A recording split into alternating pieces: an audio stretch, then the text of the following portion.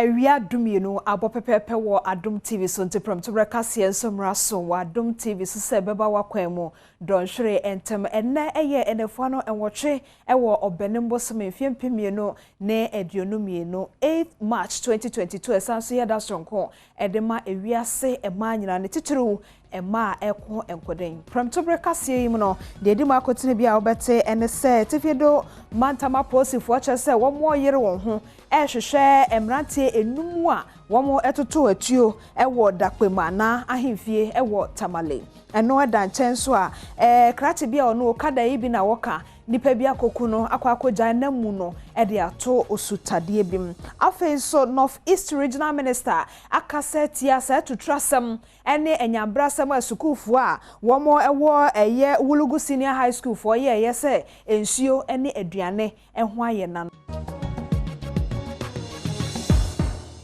Meshasie efi emfifi mantamu krachi ni di ene nanaya wedding frisiano aduonumiensa 23 years okada anase moto afidie no bi ene no so waka ede ye najuma se ye den se den ne koba ni pabonfo bi ekuno ama namu anase ne funu no wo mo de akwakoto sutade bia eno ewo ewuto Senya West empotem ho wo emfifi mantamu Arahusama esi wo ewutu breku ewo ewutu Senya West mensimu mfimfi mantamu abrante ane din ne nanaya wa wedi mfie ejonu yensa waka wokada nipa boni ni bi akwakuku no esa de nakoto sutade a ewo ewutu breku honom ebra aposifo ede wonani ekohwe ya wokoyi abrante yifu efri ensuo nim no enhwehwemu kakra wo yeye ewo honoma ekire se abrante ne moja efri ne ho baabi eba na ehu pa na ona no wogina honom bi asem yi wani etwuamu bi ensem a wode to Adom Kasee animuni ndi se minjindi se nsuo we ya me fitimi kola ble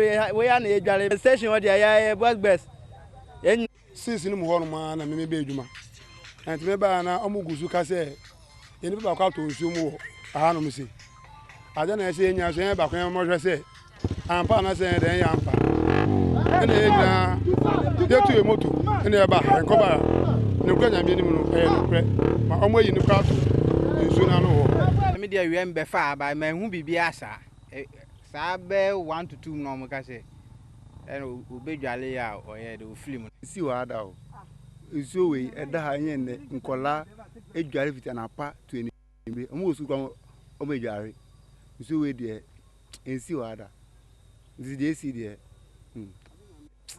ata mi yesho se onu ana abato nsuo ma unto nsuo na nsuo fi moja fi ni MP sada Paulina Kwe ena abrante asesi a wahwe ne nkwa woye ne maame ebra woni Adom Kasee atwetwe nkomo no wotwe mu se ti me yaza me sha atade na na ko san ba ye se o ma hunu no mo hunu no wawu ti me ya na me ba ye ko hwe na mpa wawu ama o ma yi na to wo ma Oshipi a owo ashalaja ni di ene Joshua Late meka se wonka atiasefo ho na de koba ye ne se enura na eye fa hodie da na esanso ya fofie da edema omai Ghana no ena nipabonfo bi ekobo no tuo de nti ekoba asa no ene so mo nchiremu ni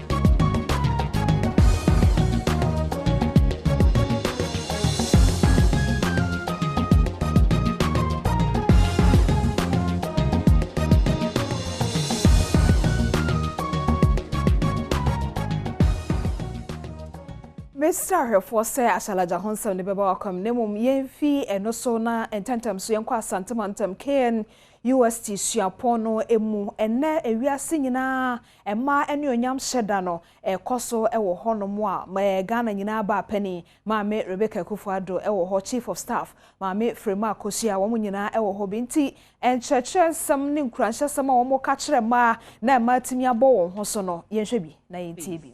In our sermons, in their sermons, we should keep hammering that, look, this that is going on is a bias towards the female gender, and we must stop it. And then also, I want to call out to the media, because for me, I think that this whole month is a gender month, and they must dedicate all the space they get to talk about the biases that are affecting women and girls. And for me, I think when we begin doing this, the change will come gradually, but it will be within us. Thank you very much. Sandra, for the difficulties you faced because you decided to be a woman in STEM, what would you suggest as solution so that other girls, and there are a lot here who are listening to you, wouldn't have to go through the same difficulties as you did? Thank you very much. I think that the first call, the child's place, actually socialization starts from the home. So we have to start from our various houses. Try to encourage these girls to come up to like these courses.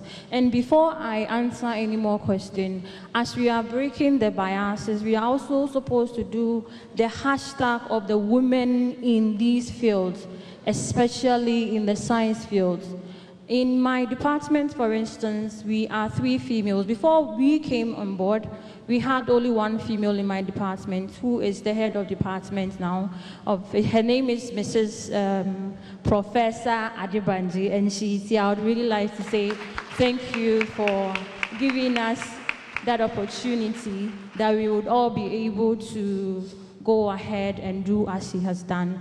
And then KNUST, there is a woman in science, that is women in science, technology, engineering, and also in the house here that would encourage you to know that there are lots of women who are into physics, there are lots of women who are into mathematics, there are lots of women who are into engineering and then technology. There are lots of examples out there. You first have to know what you want to do, and do not let anybody discourage you. There are mentors there that are willing to help. When you have any other questions, if you have any other difficulties, ask questions. Be able to understand what is the field of somebody in mathematics, what's the field of somebody in science and technology. And then we would also like the men to take us very serious, because we are. The fact that we are women in mathematics doesn't make us masculine. It makes us feminine in a field that we want to make it soft for the other girls who are also coming up. So be encouraged. We are here and we will help. Thank you. Thank you very much. Throughout the conversation, we've heard how other women's performances have gone to affect the potential of others. So my question to you, Honorable Abena Mosea-Sari, is how do we ride on the achievement of women who have been there and done it to pave a way for those who may want to follow same path, especially in politics? Thank you. I think that first and foremost, when we see women who have achieved so much, that should give us hope that we too can make it happen. So the first and foremost thing that I believe that we can use our women achievers in the formal sector to speak to is hope. Once you have hope that you can do it, yes, you can do it too. I also want to say that society should be more tolerable to women opinions. Sometimes when women are bold and assertive, they say you are rude. When women pay attention to details, they say you are fussy. It happens most of the time in the corporate world. And then they tend to brand women as too emotional where that too emotional means you're unreasonable. But it's just that you want to pay attention to detail and get the best out of the situation. It's just that you want to be bold and assertive to carry out your point. And I want to tell the young people here that there's nothing wrong with being bold and assertive. There's nothing wrong with being paying attention to detail, because in the corporate world, that really saves you a lot of trouble. And so these qualities will help you in the end. So irrespective of how society sees it, I believe that society should be more tolerable to women's opinions. Sometimes on the table, on the same table, you make a point coming from a woman, the way it is accepted is not the same as will be accepted if a man uses that same point that you have spelled out on the table. And sometimes it hurts. But let us continue to persevere, because women are known to persevere in all situations. We look at the Asantua, we look at Sewa Jabi, we look at, and we see a lot of these things around us. So let all these people give us hope, and then let we ourselves also push and persevere. I remember the first time I went in to get the forms, I wanted to do ACCA. Previously, when I completed SHS, you'd have to stay at home for 2 years before you go to the university. So I wanted to do something to occupy me in those 2 years. So I ventured into writing the professional exams. And then when I went to one of the schools, the proprietor said, you want to do ACCA? And I'd rather give you marketing. And then I went back home and I told my father said, didn't you tell them you are Abna? He always encourages me. So we need our men to encourage us. Didn't you tell him, you are Abna and then you can do all things? Eventually, I moved to another school and I was able to do it. Within 5 years, I finished the university and then completed my ACC as well.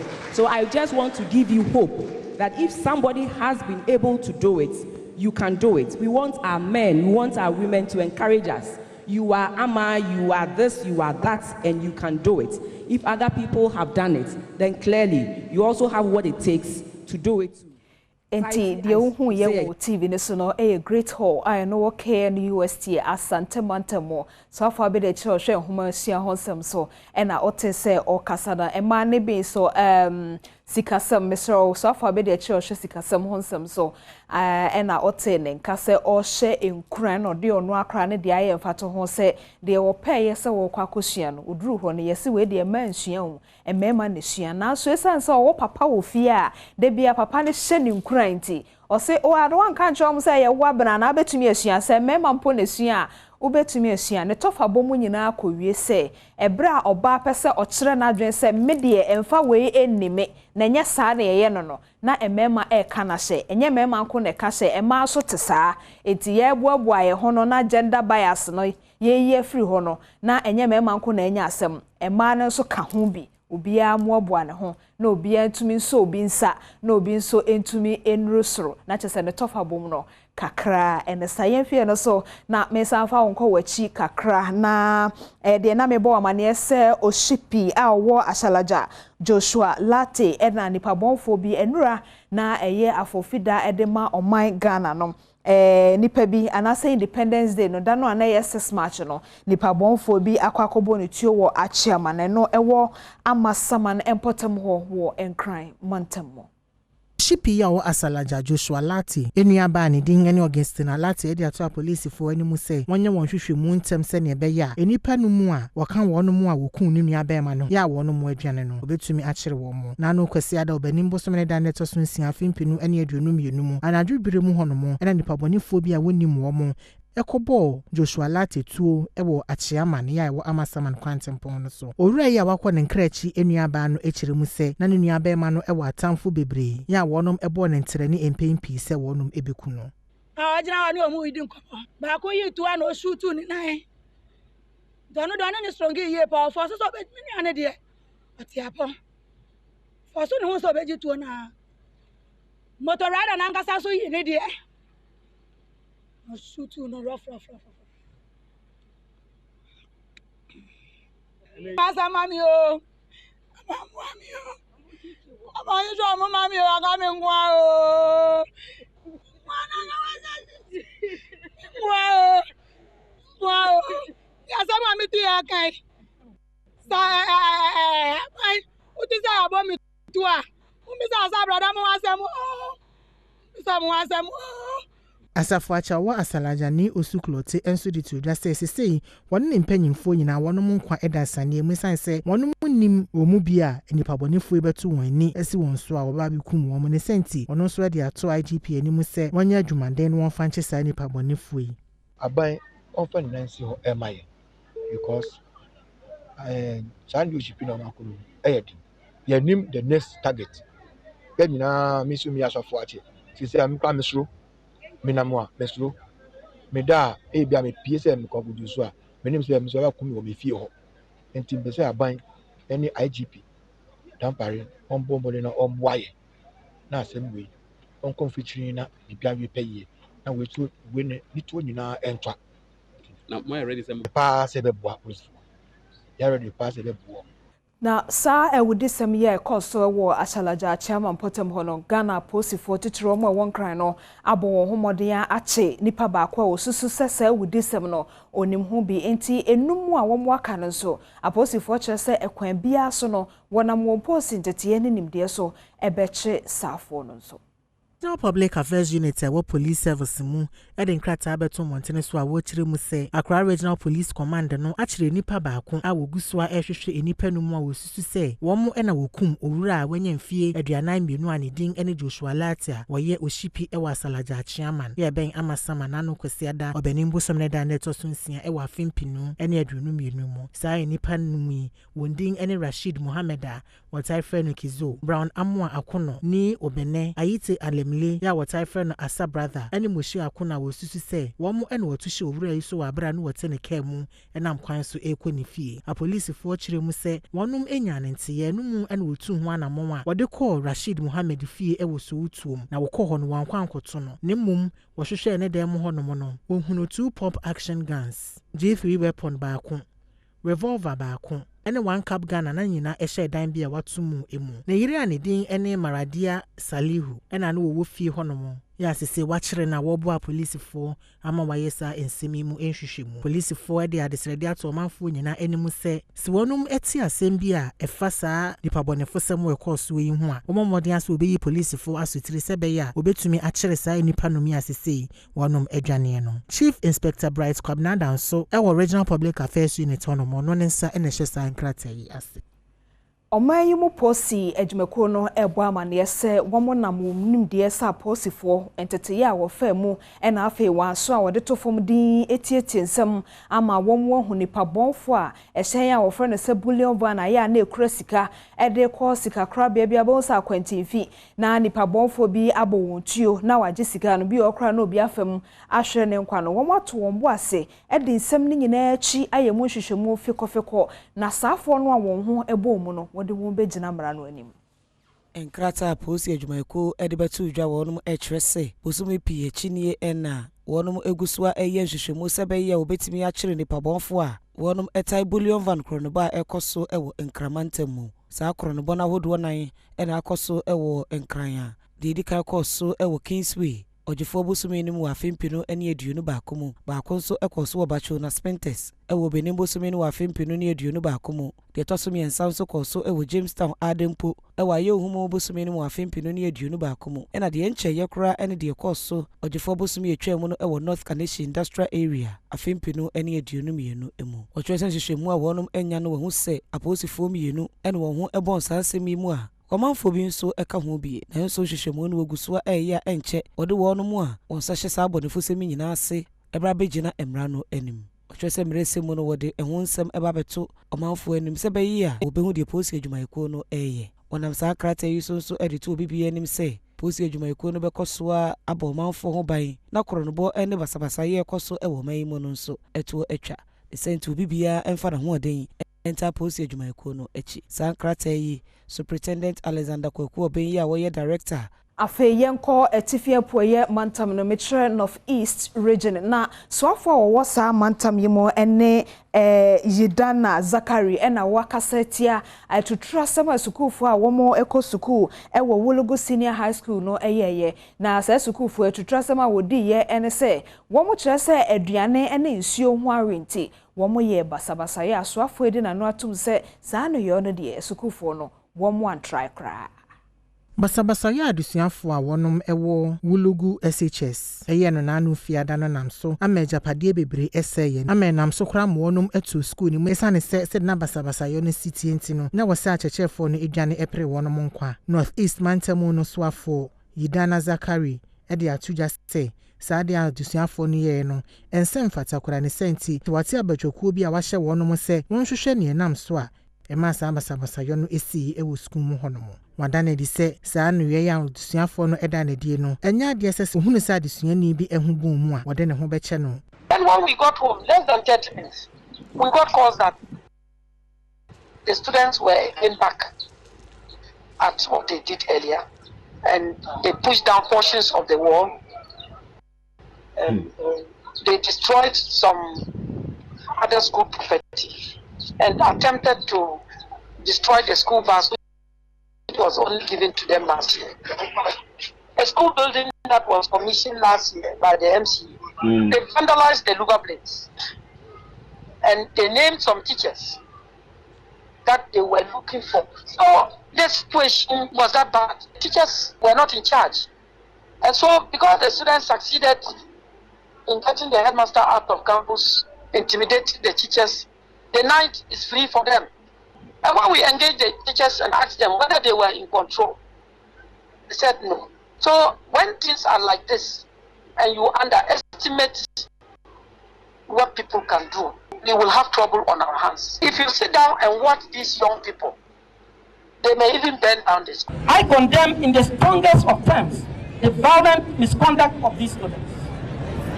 The educational authorities will on Tuesday, 8th March, inaugurate a committee to investigate the immediate and remote causes of the disturbance and submit its report for consideration. Let me state clearly that anybody found culpable shall be sanctioned appropriately. The creeping sense of indiscipline in our schools has negative impacts on educational outcomes and must be resisted, and we will do just that. Managers of educational institutions, the regional director and his outfit, municipal and district directors of education, have my fullest support and blessings in the discharge of their duties within the ambit of the law for our collective and mutual benefit. Etifido mantam ankasa ena yedrimeche northern region na aposi fortress se bambo honsam ne de womo ayirim womo wo hodada no womo de bi aka ho ne nyina ene se de course ewo dakpema eno no enipa enan bi eho kekaye na no dwada no pa etututu course ewo tamale no yetifido mantam ahinkro no womo nhwe emasa basabasa yo no esi dada no ebi meka ho nti bambo honsam de wayirim. Invited the military already. We normally do this camp line, so they had to increase their numbers, and we also put out more uniformed policemen with our counter-terror units, as well as plain clothes. So we went into the patrols within the city, the metropolis, all the areas that matter, and then subsequently we did it up to this morning where we close, and then the day patrols continue. These patrols have come to stay. We want to assure the public that there is peace. Any person at all can go about his own business without any problem. Assure them of their safety, that the metropolis is under control, and the security services are on the ground. So it's going to continue as long as we deem fit.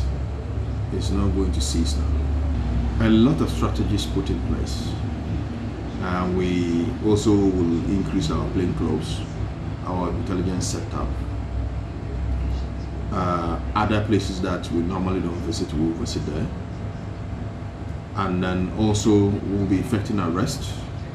We will not just sit down and say that yes, anybody walking by or doing anything is doing a normal thing. We will assume suspicious characters are out there to foment trouble for us, and we'll be effecting arrest. Yes, we are interviewing people.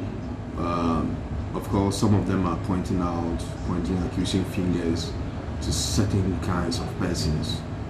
That is not the interest of the investigation. What we are pursuing, those 15 men who were on board that particular vehicle that went to the chief palace and fired at people.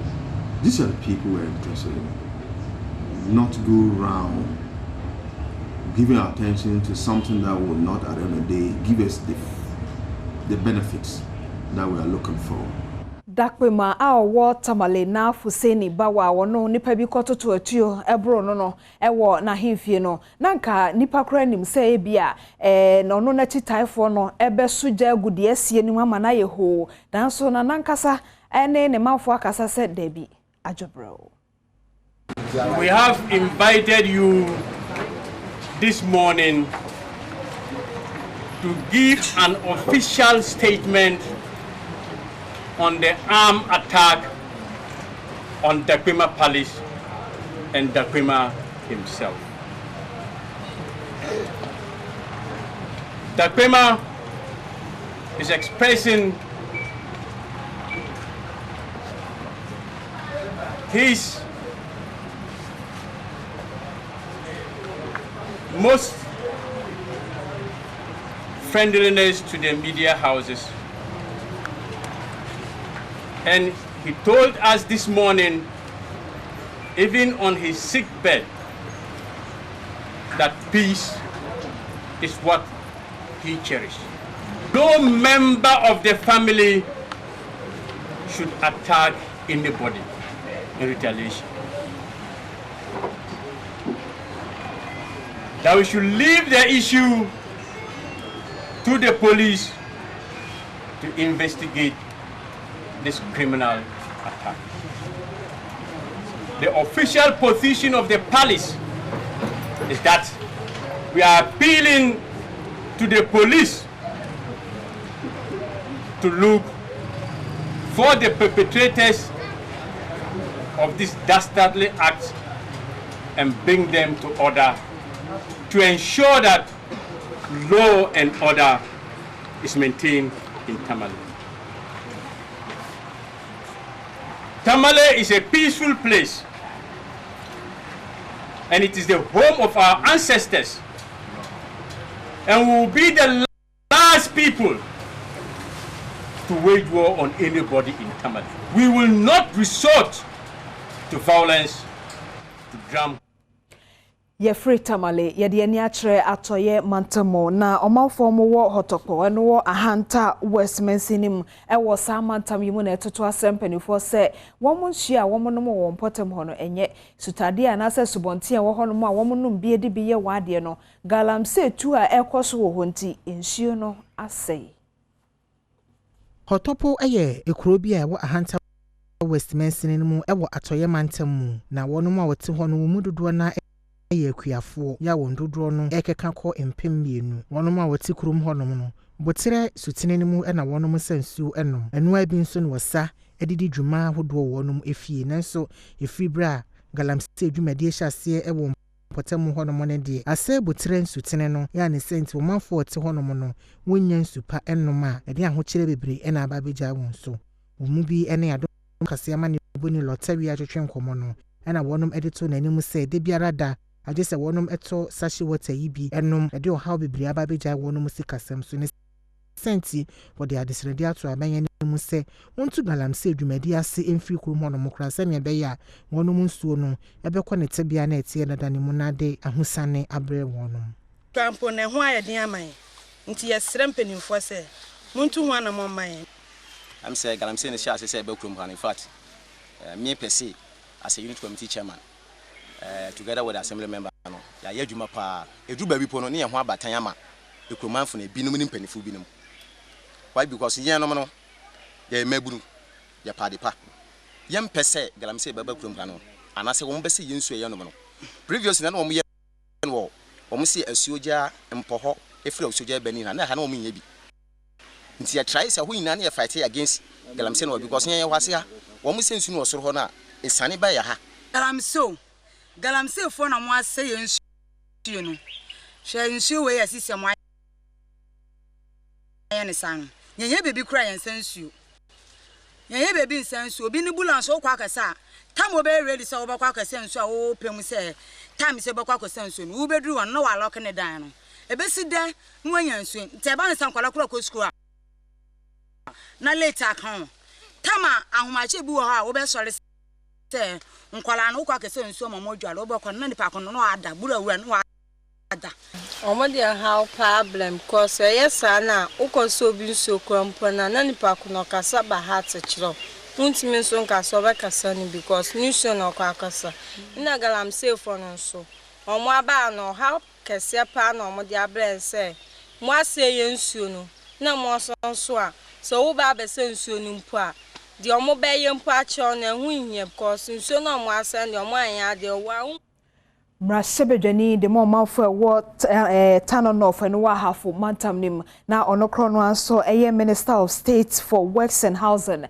ene Dr. Freda Prempe ena wo hye Ghana fo nyina enkran say e11 no ho asem no aye twema mentwe no enye no kreda se Ghana fo etua saa e11 no a obi bedi won sika na se obi ntumi emu ehon konta papa enti wo ma ho kwan na wontumi enye ntum na e11 no enhyase enye adwuma wo menyum Tafida Prempe ene Adom Kasee amanibuni nkomo wa abra wonom eye ncheche adwumadie bi efa 11 ho ewo mantamu ho no mu ewieye no ena wodi tu da se enyade se saban enya kwan na so hyase edi 11 no eye adwuma ewo man mu a wodi sika no ebeye niama a ensem fata ne nkyere mu nyina ne se wonom hyase edi 11 no eye adwuma Ghana Revenue Authority twa ne tie frɛ no GRA no wonom ene wo behwe se sika so na wo bema wani edi ekire se ne ebeye a wodi bedi dwuma ese fata a ebeboa wo man Jerry for Bunkunta Abreno nyina and 11 so be pass through parliament.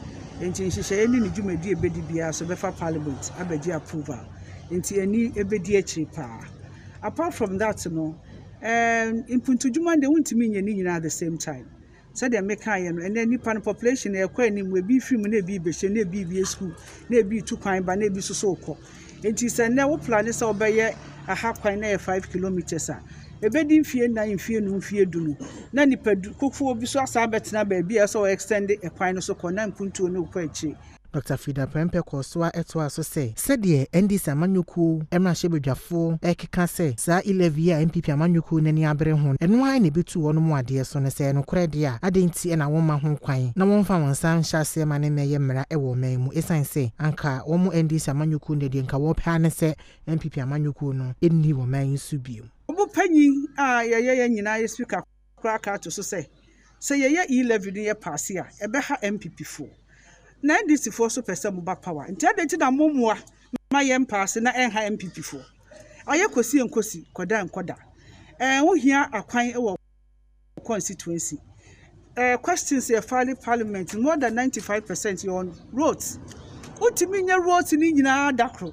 na mo bi wo ho ehia se animu ya no tu ho anamo ebenyi Kenya ase hwidie mo kwan aye critical route na me ka ho asem enti SMPP ni NDC ni amanokuo ni omo aka nyina momboa because omo nyina anim se 11 no ebeboa and that's the only way to go so the be ya bosi aye kobo amonene no ye nkobo bi meka ho na ye debt no enkoso said the baby betimi added value to our resources away important na yankasa the African man or Ghanaian is capable of managing his own affairs no yenso yankasa ye ho yenhwe Kane Kumase Mayor eye Kojobonsu na Kojobonsu akwa asante hene na so akwa ne nsemu nhira se wonta nachi na ontumi emeye obi obeto franka ede ama National Democratic Congress ana se NDC amanyoko no se ne ebeya abakosam kura edikan wasantema mu se onipa watumi etu franka no kwasi ada no atitru a ebaaye no bi ene Kane Kumase Mayor Kojobonsu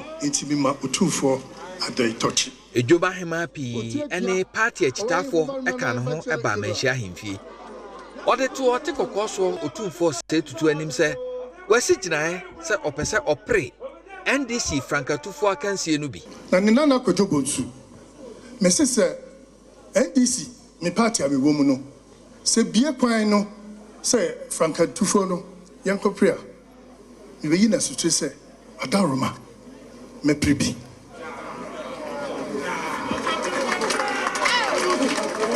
Ɔkyerɛ mu sɛ firi tete santini biara ani NDC akonnwa no da enti ɔsrɛ otumfoɔ nhyira sɛnea obetumi akɔdi akonnwa no afa so ɛde ɔmampanyi akonnwa no aba asantema mu. NDC party no yɛyi asantini biara ma ne di n'anim da ɛne nti na ne nana kwadwo bonsu me ba bɛyi na sutre sɛ mɛsrɛ de sɛ ne mpaebɔ ogun sa ongu bi ma me na ɔnta m'akyi na mindi NDC anim mitumi di NDC anim na menkɔfa frankatufo no ɛfa mmra fie na mfa mmra asanteman na menka NDC fo nyinaa bom na nkɔgye power no mmra asanteman. Enipa pii ɛbɔgye ne so. Kumasi Joma Hema edi da chibae no bi ɛne Adom Kasee atwetwe nkɔmɔ. Kumasi kejetiane si ono kɔnye musu na ha ase ɛna fofia ntoata no dwaraba mo ɛna na ofiri so ɛna gya MPP for ba ya musu behwe adwa yie eti sɛ nɛ ye wo na sɛ nwa ba mi aba sɛ ampa so asantemam ye hwe NDC eni asantiri bi ani president da that's why ba no so ba president akonwa dia wo sɛ ebo ni chidom yani aye diem kwa ye no asantema no ma yeni afiri ye so ye mfi yen de ase ye nye odobon so mefa akonwa no ne ye mo ni chidom. Erastus Asaredonko Adom Kasee Mampani abedi echere Dr. Mahamudu Baumia ena akasa se nyame ya adom abosomi a yeba besim a ye April na so forisi obosomi no school feeding ho nhyehyeye ne ho dwumadie bia no wode bekọ abefo meka ne sa na me pa kire se digitization a botaye etechere ne se emo no a ye de kọ ahanum se na nkwankodu obi afa bi kọ ne fie sika ne ho kontambuo ketasehye no obetu ni nyina se bra ode school feeding enso bekọ abefo anase digitization. Ghana mampanya bediechi Dr. Elijah Mahmoud Baumia edi atudwa se efio forisi obusumi nim aban ebehya se edi school feeding program akwa abefo ntentan so a ebebo asebe yi a omanfo a ofa kwoti kwan so empese dwumadie no bekoso no eto etimi etwa ochese sa abefo ntentan dwumadie no wode betudwa ebebo ahwe ebrebia na die sukuu ni bi edi ene aduane dodo a osukuu ni no edi na afa sika ekosa dwumadie ni mu no nso obibia ehu wode sansem wetu dwo wabra Fijai Senior High School, here Watercrade, Edin in Fish Edu so now what you Next month, ladies and gentlemen, we are digitizing the school feeding program. And next month, I will launch, we looked at it last week, it's all set. Next month, we will launch a digitized school feeding program. We will know every school in the country, every day, if you feed them rice and beans, we will know. How many students you have fed, we will know. There will be no room for kululu in the school feeding program.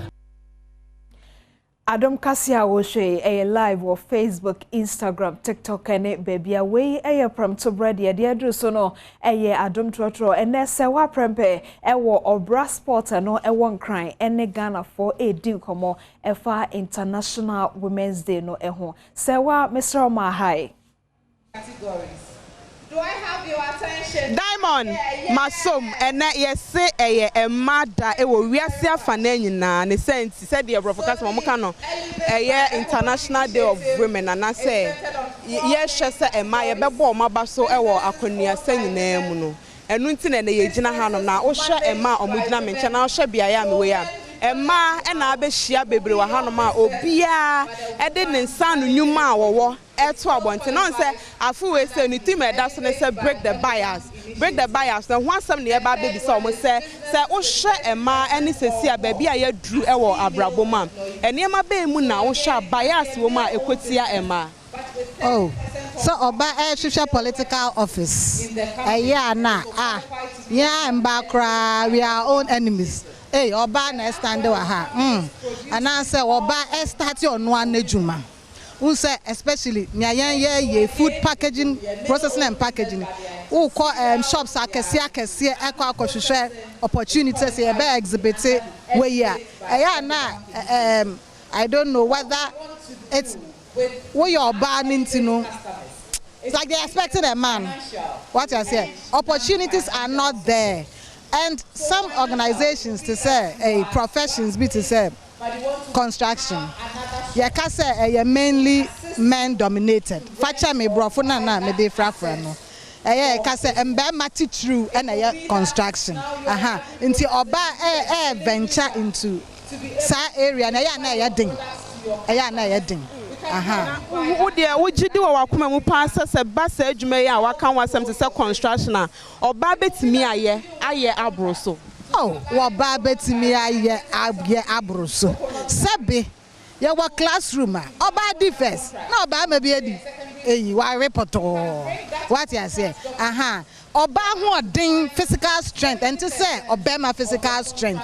But then who ding physical strength the construction. And bema baby are only construction firms. Physically, two amonani be. Fu we be. You need your brains. You need to lead as a leader. And here. What the who say a mabet me a yenin na. Mammy, mammy be so so. And you my baby and now who say a ma ye kuma bias ebema equity. In you money be to say parliament. Ame muno. So Baba Modi no ko school kakra ko do actually. Na ye money post pe. Na che say oni obi ada intina ya money sa post no. E bias. Does it mean say man in the yentimi sua de enye ade a be matimi ya na. Ye betimi confederate than that. But chance no mo ma yentino. Da bia no na ya mo aye ho ne e ho mo. Da bia ne am anti yo hu say got confidence so Kasee krape yes so way where you mu ade some bias have to stop now. Obi ene wo kan sama wa we did say what the wa ho oden boa wo de wunyansa boa enti obeka wo be share wo idea ubi e wa no aye say wo yo ba iwu e wa no ba oba de nyansa be na wo tiri mu sa de na say ye yifi ho oba bi wo ho wo nim de sin be ma man and science quiz omo ye man no mo ko no kra bo modern sin me ma no man no enye titimre no ya kan ya sha se de ye pese ye sorry nti bias no ese stop na be me be stop ye me ne wo si e be kan ye ho abomu nye ja otan kitenkiti na ya within women no ye wo ma ye ho no ye yifi ho ma unit ni ye betimi agina ne ye bias na fi wo omo ha ye dodo. It's about time. Say, yes, sorry. Or baby, I'm sorry. Mammy, be so so. And you may be a honor, baby. And you may be a honor, one Kasee when we say Oba Akuma, where the Yayinas in because of your bar. Mpacho there be. One Kasee, the who be me who be that. Say, Yayinas. And so we say, oh, be ye or bar as is, and let you say, name Premotobre, ne Jumaya, no, not a yet be money ya. Say, yes, idea, on to me and you and see. San say, and some be my one or ban so ewo. Any young far a hoarding, and so en Jessica. Any young far a hoarding, and yan yansa, a dieting. San send the Yasana Bamono.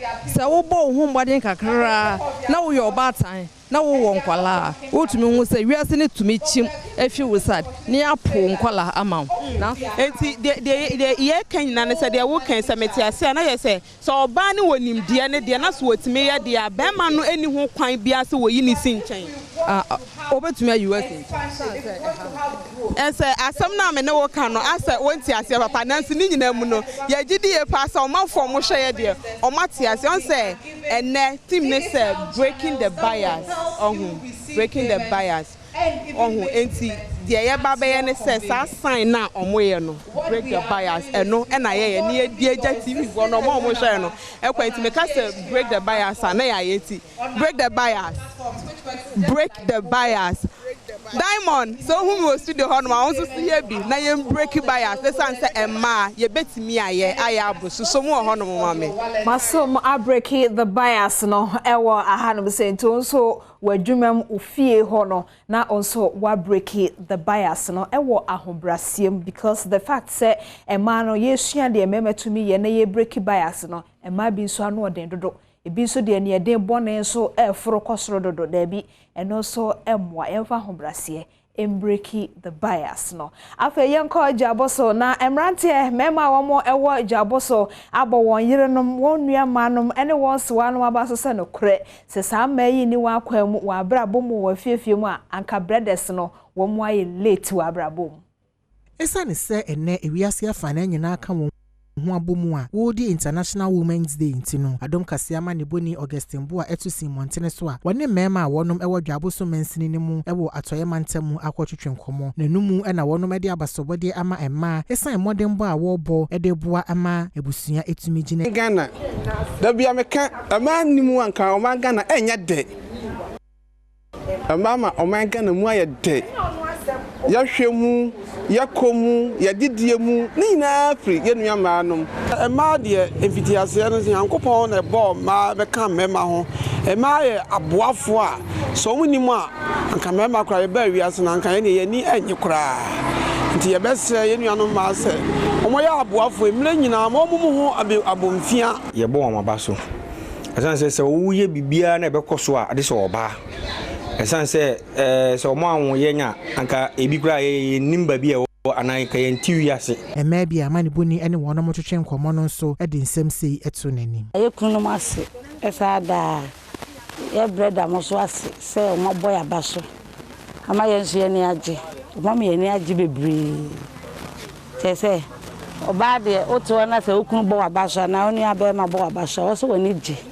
e do mo se bebri o so hwe ye so ayenso ye behwe wo musu yi Emma de ye aboafo pa esanse ye na ye bua wo fie emma no emma ni mu a muntimi nya hwe emma ene ma emma etimi bobra kwa animu efri se ene ewiase a ye wo mu emma no ye na ye bua fie ye de ahoɔden ye di pa kakra ye de bua ye kunu mu ye de support wo mu se be ya ebe ma omadwuma akoso yenso ene ye bua wo fie ehwe nkwala wo ensanfo from no mampani abede che Dr. Mahmoud Baumia akesi sudua se aban suku ena ankrankre suku ene enyumaku a ebikura ho a enya aban dia no so omu nyina wo chirimu popa no ene opene se wobeboa ama aban wei anam abefo kwan so me digitization to corruption asia aban no so beboa Ghana mampanyina bediechi Dr. Mahmoud Baumia Airpa Digitalized National Assay Laboratory Ewontoma Ye Precious Minerals Marketing Company Trinity PMMC ena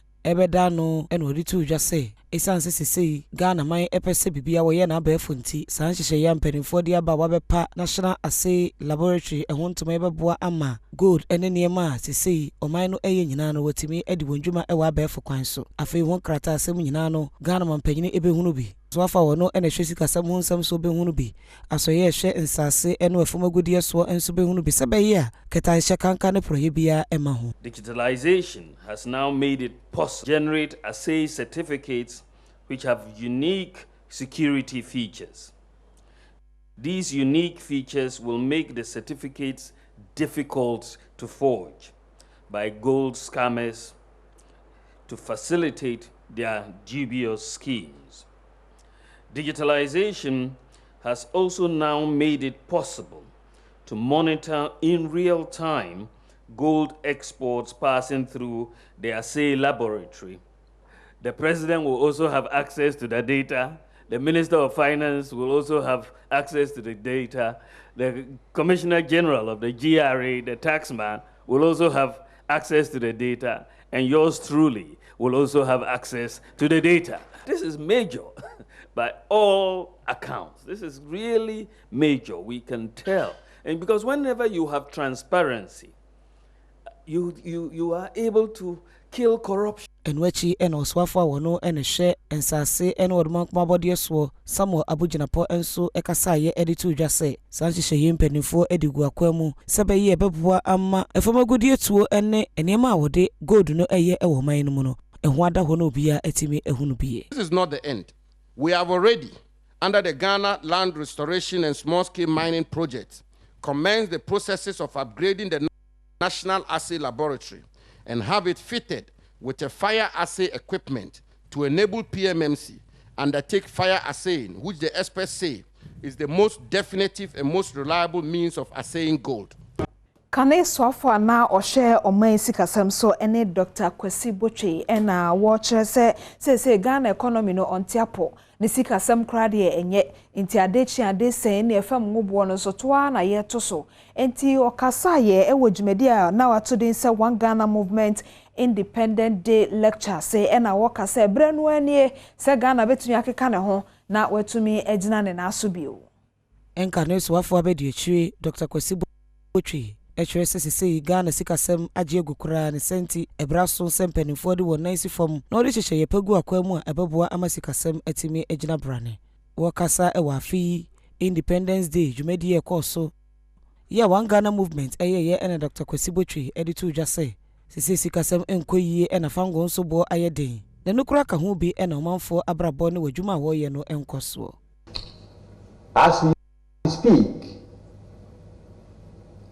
all the signs point to a country in some distress, in some economic distress. The exchange rate at the forex bureaus is nearing 8 cedis to the dollar. Fuel prices at the filling stations have crossed the 8 cedi per liter bar. Inflation is back in double digits, nearing about 15%. The government is struggling to raise money locally and is accumulating arrears to several programs: roads, school feeding, and even LEAP. Enwechi Dr. Kasee Botwe esa akade to aso se won mo eframa no ne ebebie enwuma ewo man Ghana mu enwudie ntia ewo se wode wosika pii ehwe man Ghana enwuma mu ne sentie wo sempanimfo ete wani ehwe honso. There is ongoing capital flight, and foreign investors have withdrawn close to $200 million in January alone. It is absolutely not the end of the world, not quiet, but we are not exactly sitting pretty. And it is not helpful in these circumstances to be told that we've never had it so. Now, central to the growing economic distress that we face, Kasee no esi nemumu no nsoma dwumadi na mede etwato de ama na magina Premtobre Kasee nso ama ema nyina mo ne yo ne tituru ema ewo akomapa a wo hu se ema ni wo mo anya kwanya na wode boa won yonkoma wa hobrase ne kasadem apagya ema afoforo nso ema mo komanim enti ema nyina happy International Women's Day to yenyina ne mo nsoma dwumadi no enemide de ma metra Diamond Precious ena mede no eja akwa na o twa wieye nsoma dwumadi a ekos medam crew ni nyina ase.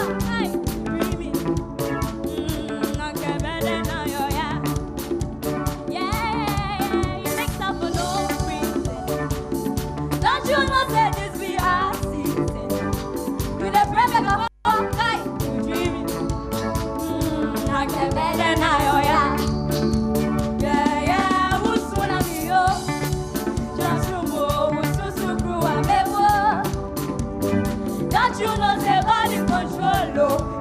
Yeah. Now get better now, yeah. Where the party day to